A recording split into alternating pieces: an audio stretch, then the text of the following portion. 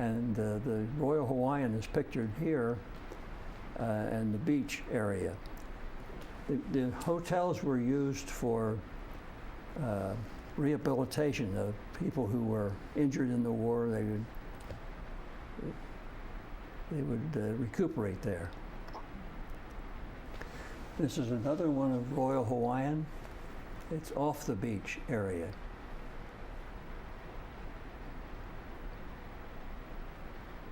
That still looks the same today, too. No, the Royal that Hawaiian, particular shot. The Royal Hawaiian today is attached to the Sheraton Hotel, which is a large high-rise. There must be 50 hotels on that beach today, and most of them at one time were owned by the Japanese. This is a picture of those two hotels. The one on the left is the Royal Hawaiian, and the one on the right is the Moana Hotel. Here's 6 little boys. They really like to have their picture taken. This is in an area right close to Waikiki Beach. This is a hut, we call it. There were 12 men who would sleep in a hut like this, and there are several huts around here. And this was our base when we were with the Pacific Fleet Camera Party. We had the huts were right there on the harbor of Pearl Harbor. This is the ship's store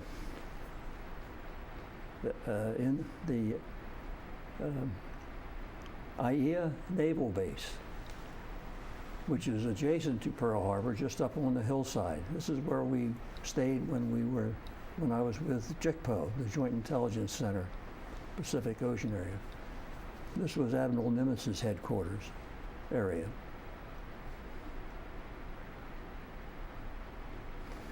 And here I am in downtown Honolulu with one of my buddies who worked with me at the Pacific Fleet Camera Party.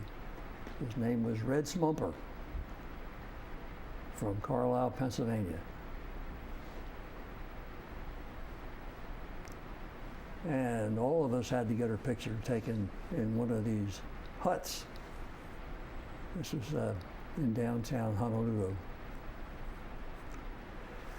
This is a picture along the beach looking toward the Moana Hotel from in front of the Royal Hawaiian. I want you to notice in particular the wire fence which is along the beach in back of these people who are sunbathing.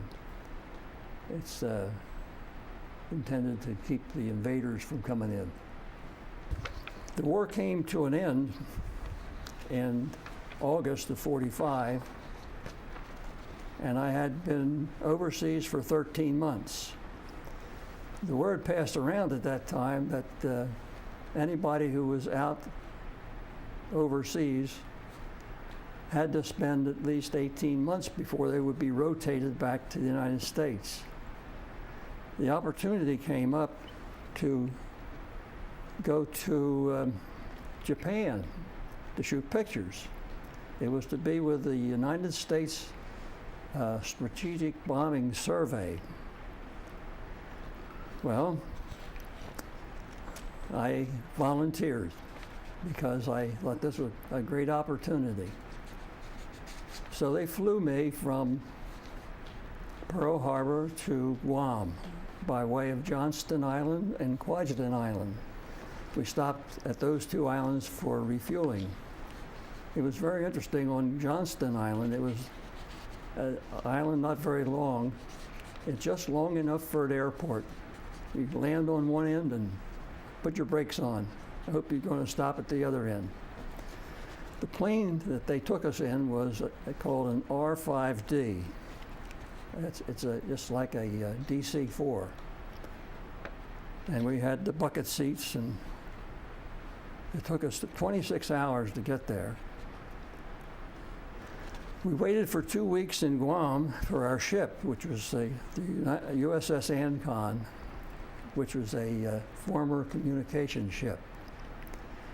This ship had just been in Tokyo Harbor, Tokyo Bay, at the signing of the surrender on the Missouri, and it had come down to pick us up in Guam. They picked us up and they stopped in Saipan on their way up to Tokyo, picking up a lot of jeeps to be used by the personnel in the occupation forces.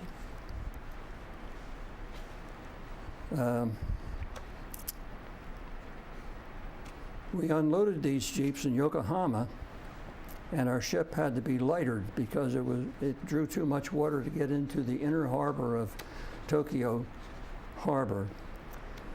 So after we unloaded them, we moved right into Tokyo Harbor and stayed there for the balance of our stay there, which was about 2 months. And this was our headquarters. My job was in the photo lab. We were down there to process these pictures that were to be taken by the Strategic Bombing Survey. And I had an opportunity to get hold of a lot of pictures as they were passing through. Also, Dick, while you were in Tokyo, you have some pictures of the actual surrender at the time that occurred. You were not there at that time, but you have some very interesting photos of Tokyo Harbor.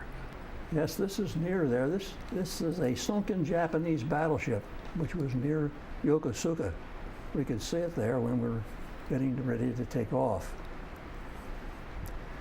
This is a picture of a group of Japanese ships. They were all called in after the war, and they had to put them someplace, get them off the sea. So they stored them there at this naval base. This is a picture of the surrender group coming aboard the Missouri. And in the upper part of the picture, while I was not on board the Ancon, that is a picture of the Ancon laying off the Missouri. They handled all the communications of the event through that ship. This is a picture of General Douglas